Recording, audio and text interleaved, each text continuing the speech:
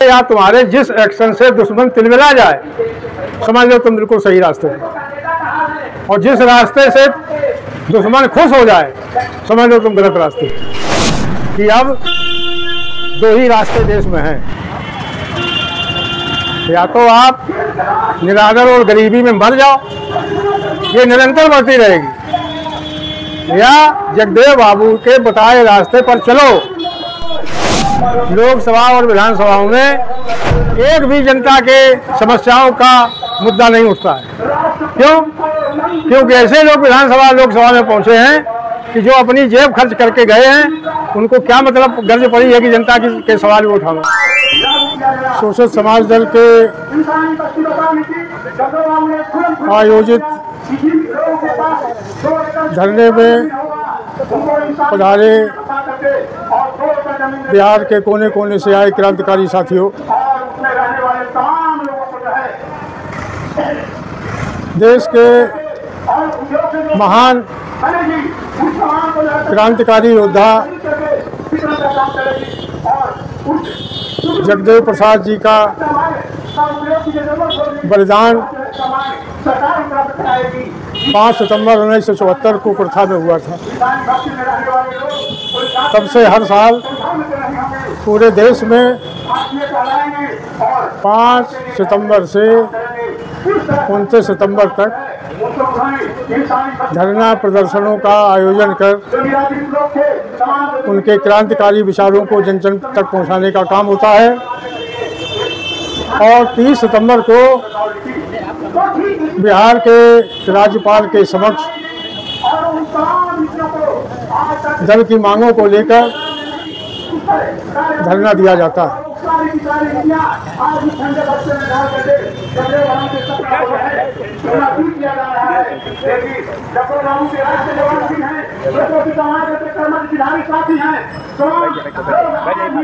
साथियों, आज देश बहुत बड़े संकट में है। संकट तो आज़ादी के बाद से ही शुरू हो गया था, लेकिन ब्राह्मणवादी प्रचार तंत्र के सामने इतनी झूठी खबरें जनता के बीच में लाई गई, इतना बवंडर मचाया गया कि जनता की असली तकलीफें दब गई और झूठा प्रचार लगातार जारी है। आज देश की हालत ये है कि देश कर्जे में डूब गया है। जितना कर्जा मोदी सरकार आने के पहले देश पर था, मोदी सरकार ने देश को उन्नति के शिखर पर पहुंचाने का प्रचार किया, और 10 साल में जितना कर्जा पहले था उससे 3 गुना ज़्यादा और भारत पर विदेशी कर्जा चढ़ा दिया। इतना झूठ बोला गया, आज भी वो आदमी इतना झूठ बोल रहा है कि आतंकी हमले खत्म हो गए, जबकि रोज भारत के सैनिक मारे जा रहे हैं कश्मीर में। इतना झूठा प्रचार यहाँ का गृह मंत्री करता है कि जितने घुसपैठिए बाहर से आए हैं हम उनको बाहर निकालेंगे, जबकि असली तस्वीर ये है कि 5000 आदमी भारत का रोज बाहर जा रहा है। इसलिए बाहर जा रहा है कि यहाँ उसको न सम्मान मिल रहा है न रोजगार मिल रहा है। और घुसपैठिए के अगर गिनती की जाए, आप मोटी मोटी गिनती हम आपको करवा दें कि आज से 70-80 साल पहले आजमगढ़, गाजीपुर, बलिया के गिरमिटिया मजदूर अंग्रेज यहाँ से ले गए थे पानी के जहाज पर अपने यहाँ मजदूरी कराने, और वहाँ जाकर सूरीनाम देश बन गया, और एक और देश वहाँ टापू में ये बस गए। इतनी संख्या हो गई कि आज राष्ट्रपति है वहाँ। और दुनिया का छोड़िए, अमेरिका जैसे देश की राष्ट्रपति भारत की कमला हैरिस बनने जा रही है। इनको आप क्या कहेंगे? कुछ बढ़िया नहीं कहेंगे। तो इतना झूठा प्रचार करते हैं, असली समस्या को हल नहीं करना चाहते और जनता का ध्यान बटाने के लिए दुनिया भर की बातें करते हैं। इतना प्रचार किया, नोटबंदी कर दी बिना विचार के, और कहा भ्रष्टाचार खत्म हो जाएगा, काला धन खत्म हो जाएगा, विदेशी हस्तक्षेप, विदेशी घुसपैठियां सब बंद हो जाएंगे। और इतना बड़ा नुकसान देश ने उठाया नोटबंदी से, आज चर्चा नहीं करता कोई भाजपा का आदमी। मोदी तो बिल्कुल नहीं करता है। कहा हम 2 करोड़ सालाना नौजवानों को रोजगार देंगे और बेरोजगारी रोज बढ़ रही है, अब बातें नहीं करता है। महंगाई मिटा देंगे, महंगाई बढ़ती जा रही है।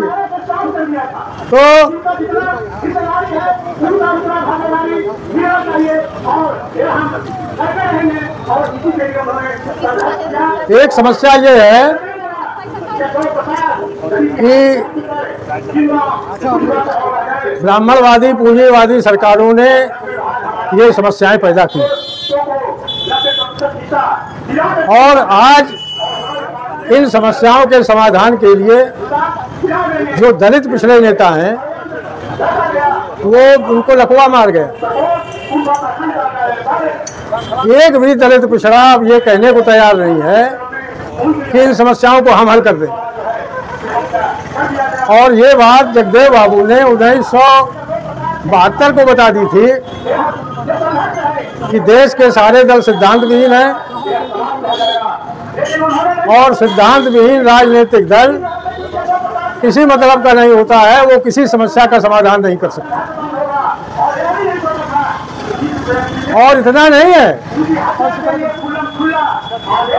कि इनको मौका नहीं मिला, इन दलितों पिछड़ों को मौका मिला, इनकी प्रदेश और केंद्र में सरकारें बनी, लेकिन इन्होंने अपना हित करने के अलावा एक भी समस्या का समाधान नहीं किया। इसलिए नहीं किया कि ये सिद्धांत विहीन थे, इनके पास समस्या का कोई समाधान ही नहीं था। तो आज ये बात पक्की हो गई कि देश के जितने राजनीतिक दल हैं वो अपना हित तो कर सकते हैं, एक भी समस्या का समाधान वो कर नहीं सकते। और सही बात ये है कि जगदेव बाबू की हत्या इसीलिए हुई थी कि जगदेव बाबू ने देश से निरादर और गरीबी के समाधान का दस्तावेज बनाकर जनता के सामने पेश कर दिया। ये ऐसी वैचारिक क्रांति थी कि ब्राह्मणवाद और पूंजीवाद 5 साल में खत्म हो जाता, लेकिन ये दलित और पिछड़े लोग इतने अपने स्वार्थ में मशगूल हैं कि इन्हें देश की या समस्याओं के समाधान की कोई चिंता नहीं है। और ये बात महाबली दुश्मन ने जगदेव बाबू की हत्या कर दी और ऐसे नेता पैदा कर दिए जो कहने लगे जगदेव बाबू जो कर गए थे जगदेव बाबू के सपना हम पूरा कर देंगे। और आज आप देख रहे हो किसी महापुरुष के पीछे चलने वाले 3 तरह के लोग होते हैं। अरे भाई बात करना बंद करो, तो बात चले जाओ। बहुत गंभीर बात कह रहा हूं मैं, बहुत ध्यान से सुनिए। 3 तरह के लोग होते हैं किसी महापुरुष के मरने के बाद उसके दावा करने वाले। एक होते हैं भक्त, एक होते हैं भाट, एक होते हैं अनुयायी। भक्त क्या होते हैं कि बेचारे हीन भावनाग्रस्त होते हैं, समाज में सम्मान नहीं मिलता, भविष्य कोई दिखाई नहीं पड़ता, तो दूसरों पे ढीक हाँकने के लिए हमारे बिरादरी में इतना महान पुरुष पैदा हुआ था, हम उसके वंशज।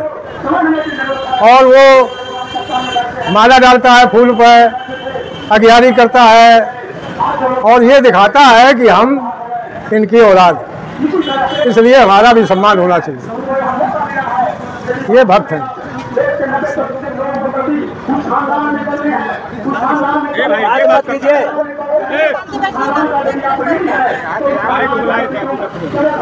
एक होता है भाट। अब आपके यहाँ पता नहीं भाट को क्या कहते हैं। वो देवी देवताओं की फोटो अपने एक रखता है कंधे पे और दोनों तरफ उसके टोकरी और उसके ऊपर कपड़ा होता है, उसमें मूर्तियां रखता है और दिन भर जाता है गांव-गांव और अंधभक्त जनता से पैसा, अनाज, ये घी, तेल सब मांगता है और मांगने के बाद घर आके वो मूर्तियों का झोला कोने में फेंक देता है और जो माल मिला है उसे मौज करता है। उसको मूर्तियों से कोई मतलब नहीं होता, लेकिन वो जानता है ये मूर्ख जनता इन मूर्तियों के नाम पर हमें पैसा और खाना पीना देगी और वो धंधा है अपना करता है। ये होता है भाट। एक होता है अनुयायी, जो ये कहता है कि अरे इस महापुरुष ने इतना बड़ा बीड़ा उठाया था हमारे उद्धार के लिए, हमारे लिए कुर्बान हो गया, तो अब हमारा ये कर्तव्य है कि उनके इस कारवां को हम आगे बढ़ाएं और उनकी नीतियों को लेकर के वो जन आंदोलन करता है, उनके अधूरे सपने को पूरा करता है। वो होता है अनुयायी। अब चाहे बाबा साहब अम्बेडकर का ले लो, चाहे ज्योतिराव फुले का ले लो, चाहे महामना राम स्वरूप वर्मा का ले लो, चाहे जगदेव बाबू का ले लो या किसी महापुरुष का ले लो, आपको दो तरह के लोग मिलेंगे। हमने एक दिन हिसाब लगाया कि बाबा साहब की फोटो जगह जगह लगी है और बाबा साहब का विचार फैल नहीं रहा है। इसी यही समस्या पैदा हुई थी महामना बुद्ध के जमाने में। अशोक का जब शासन आया तो अशोक ने कह दिया कि भाई चीवर और भोजन जो भिक्षुओं को है वो सरकार की तरफ से फ्री मिलेगा। तो लाइन लग गई रोज चीवर लेने वालों की, भोजन लेने वालों की। 60,000 भिक्षु भोजन करने लगे और चीवर ले गए।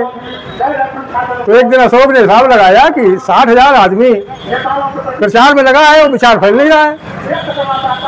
तो उन्होंने एक संगति बैठाई, 5-5 आदमी के कमीशन बनाए 5, और ये कहा कि जितने चीवर ले जा रहे हैं और खाना खाने आते हैं इनसे तुम केवल पंचशील पूछ लेना। जो पंचशील भी ना जानता हो उसका चीवर छुड़ा लेना, उसका खाना बंद कर देना। तो कोई पंचशील नहीं जानता था। 60 आदमी कुल निकले जो पंचशील जानते। तब बुद्ध को यह एहसास हुआ कि अरे कितनी बड़ी हमसे गलती हो गई। ये सब जितने आए हैं ये सब खाना आना खाते हैं, चीवर पहनते हैं मुफ्त का, इनको विचार से कोई मतलब नहीं है। इनका असली आशय भोजन और वस्त्र। आज जगदेव बाबू के फोटो लगाने वालों की कमी नहीं रह गई, रोज बढ़ रही। जयंतियां भी मनने लगी हैं, शहीद दिवस भी मनने लगा है, लेकिन जगदेव बाबू ने क्यों कुर्बानी दी थी आज तक ये कभी नहीं बताते। अरे भाई, जब जगदेव बाबू बढ़िया नेता थे तो ये भी बताओ वो किस पार्टी के नेता थे। ये जितने जयंतियां या शहीद दिवस मनाते हैं जगदेव बाबू का, ये कभी नहीं बताते हैं कि जगदेव बाबू किस पार्टी के नेता थे और उन्होंने किन मांगों को लेकर कुर्बानी दी। बस बहुत बड़े आदमी थे, बहुत महान थे, उनको उनकी हत्या कर दी गई, हम उनके साथ हैं, ये बातें करेंगे। तो इसमें पहचान करने की कोशिश करो। और देखो, आज मैं आपको बता रहा हूं कि अब 2 ही रास्ते देश में हैं। या तो आप निरादर और गरीबी में मर जाओ, ये निरंतर बढ़ती रहेगी, या जगदेव बाबू के बताए रास्ते पर चलो। जगदेव बाबू एक क्रांति पुंज थे। उन्होंने जिन मांगों को लेकर अपनी शहादत दी उनको कंठस्थ करिए और उसमें देखिए कितनी बड़ी क्रांति छुपी हुई है। जगदेव बाबू की फोटो लगा लेने से क्रांति नहीं हो सकती। जगदेव बाबू क्यों मारे गए? जगदेव बाबू जैसे तो जाने कितने दलित पिछड़े हैं। और आज जो हमने ये 3 आपको बताए, भक्त, भाट और अनुयायी, तो भक्त और भाट ये मिशन को बर्बाद करने के लिए काफ़ी होते हैं। महामना बुद्ध तो मोहम्मद साहब जब क्रांति कर रहे थे, संघर्ष कर रहे थे, तो उन्होंने एक बात बहुत बढ़िया बताई थी कि 2 लोगों को परखना, एक मुखालिफ और एक मुनाफिक। मुखालिफ सामने दिखाई पड़ता है, दुश्मन होता है, उससे लड़ना बहुत आसान होता है। एक मुनाफिक होता है जो साथ चलता है, जो लड़ाई में साथ रहता है, लेकिन वो ऐसी ऐसी हरकत करता है कि लड़ाई कमजोर हो जाती है। उससे निजात पाना बहुत कठिन होता है। आज आप देख रहे हो बाबा साहब के उत्तराधिकारी बहुत लोग बने हैं। ये उदाहरण मैं बता रहा हूँ, हरियाणा का चुनाव हो रहा है, वहाँ 2 दलित नेता, एक मायावती और एक चंद्रशेखर रावत जो नया नया हो रहा है, इनका चरित्र कैसे समझ में आ जाता है। ये दोनों एक चौटाला के साथ मायावती है और जेजेपी एक पार्टी है उसके साथ रावण। ये दोनों सत्ता में रह चुके हैं, इनके पास माल बहुत है और इनकी जनता में हैसियत 2 कौड़ी की रह गई। जनता जहाँ जाते हैं तो मारने को तैयार है, तो वो जेब मिटाने के लिए दोनों नेताओं को खरीद लिया है, एक ने मायावती को, एक ने चंद्रशेखर, कि दलित वोट हमें सब मिल जाएगा और हम सरकार बना देंगे। तो झूठ है। तो जो क्या यही बाबा साहब का मिशन था? कितना तस्वीर अब साफ होती जा रही है कि ये भाट लोग महापुरुष का कितना अहित करते हैं। बाबा साहब के विचारों को इनने दुश्मन ने नहीं खत्म किया, ये भाटों ने खत्म किया है। बाबा साहब का विचार मर गया है, फोटो रह गई है। जैसे महामना बुद्ध का क्रांतिकारी विचार खत्म हो गया इस देश में, ब्राह्मणों ने कर दिया। मूर्तियां हर बीत आप खोद दो, कहीं बुद्ध की मूर्ति मिल जाएगी। कितना बड़ा नुकसान होता है किसी आंदोलन को खत्म करने के लिए, ऐसे लोग क्या क्या करते हैं। तो साथियों, आज ऐसा समय आ गया है कि 2 रास्ते हैं, या तो निरादर और गरीबी में मिटते चले जाओ, आगे आने वाली पीढ़ियां भी मिटने का रास्ता खोल दो, या जगदेव बाबू के बताए रास्ते पर चलकर निरादर और गरीबी से हमेशा के लिए मुक्ति पा जाओ। क्या ऐसा था कि दुश्मन ब्राह्मणवाद तिलमिला गया? लेनिन से उस समय शिक्षा बहुत कम थी, तो लेनिन से अनुयायियों ने पूछा कि साहब हम कैसे जाने कि सही रास्ते पर चल रहे हैं? तो लेनिन ने कहा था कि देखो, जिस काम से या तुम्हारे जिस एक्शन से दुश्मन तिलमिला जाए, समझ लो तुम बिल्कुल सही रास्ते पर, और जिस रास्ते से दुश्मन खुश हो जाए, समझ लो तुम गलत रास्ते पर। जिस मायावती को, जो बाबा साहब के विचारों का दम्भ भरती थी, भाजपा ने चीफ मिनिस्टर बनाया, तो वो काहे बनाया? इसलिए बनाया कि बाबा साहब का विचार प्रचार हो, इसलिए बनाया कि बाबा साहब के विचारों को कैसे खत्म कर दिया जाए, फोटो खाली रह जाए। यही हाल बिहार में और उत्तर प्रदेश में पिछड़े नेता कर रहे हैं कि जगदेव बाबू वर्मा जी का नाम बहुत लेने लगे, लेकिन काम सब उल्टा करते हैं। बड़ा बड़ा चोटा रखेंगे, बड़ा बड़ा हाथ में कलावा बांधेंगे, घंटा बांधेंगे, सारे काम पाप करेंगे ब्राह्मणवाद के, और फोटो जगदेव बाबू लगाएंगे वर्मा जी के। कभी नहीं बताएंगे कि जगदेव बाबू क्या चाहते थे, कभी नहीं बताएंगे। अच्छा भाई, जब तुम उनके अनुयायी बनना चाहते हो, उनके बड़े भक्त हो, तो पार्टी में आओ ना। जिस पार्टी में ये है वहाँ इनकी कोई हैसियत नहीं है, और जनता में ये हैसियत बनाने के लिए जगदेव बाबू का नाम ले रहे हैं, कुछ बचा नहीं है। इसलिए फर्क करना सीखना। मुखालिफ से लड़ाई आसान है, मुनाफिक से कठिन है। जो ये कह कि हम भी सोशल समाज दल के हैं, लेकिन या हम भी जगदेव बाबू के अनुयायी हैं, ये झूठ बोलते हैं, ये असली दुश्मन है।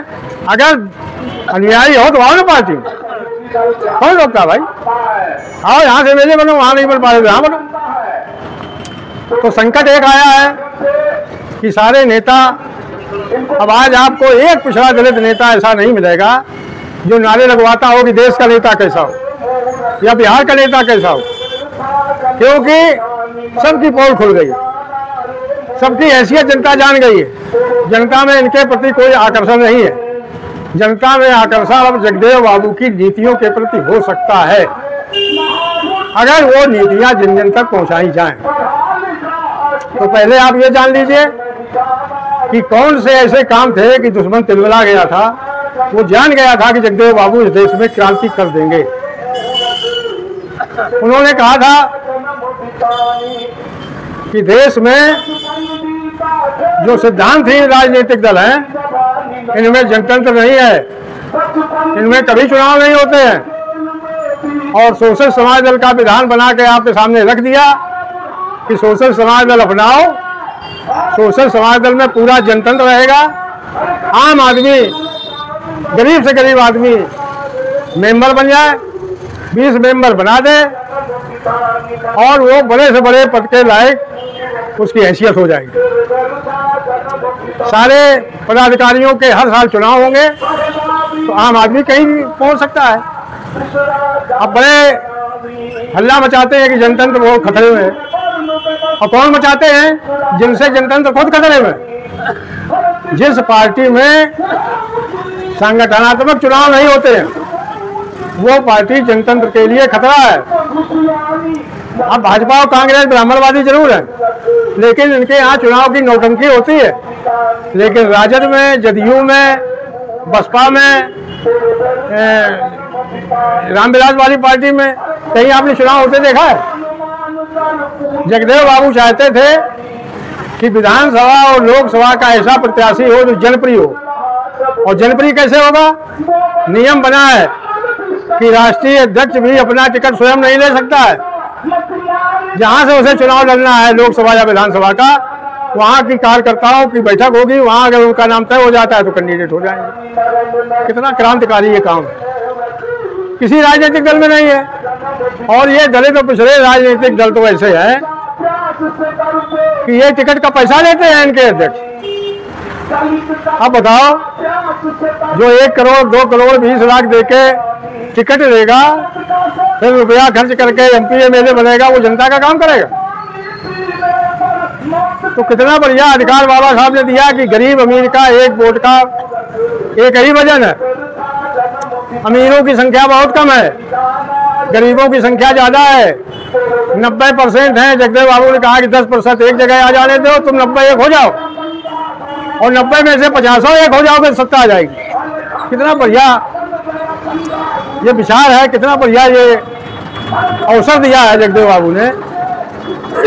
लेकिन इस्तेमाल अगर हम कर रहे हैं तो जगदेव बाबू का सपना पूरा हो जाए, देश में जनतंत्र कायम हो जाए, जनता के असली प्रतिनिधि विधानसभा और लोकसभा में पहुंचे। आज आप देख रहे हो लोकसभा और विधानसभाओं में एक भी जनता के समस्याओं का मुद्दा नहीं उठता है। क्यों? क्योंकि ऐसे लोग विधानसभा लोकसभा में पहुंचे हैं कि जो अपनी जेब खर्च करके गए हैं, उनको क्या मतलब गर्ज पड़ी है कि जनता के सवाल भी उठाना। कितने दलित पिछड़ों की संख्या है, सब एक जगह आ जाए तो कमाल हो जाए, लेकिन नहीं आएंगे। दूसरा, उन्होंने कहा था कि इस देश की शिक्षा प्रणाली ऐसी बनती जा रही है कि गरीब के बच्चों को अच्छी शिक्षा मिल ही नहीं सकती। शिक्षा नीति आप पढ़ लीजिए जो जगदेव बाबू ने उस बलिदानी प्रदर्शन में रखी थी कि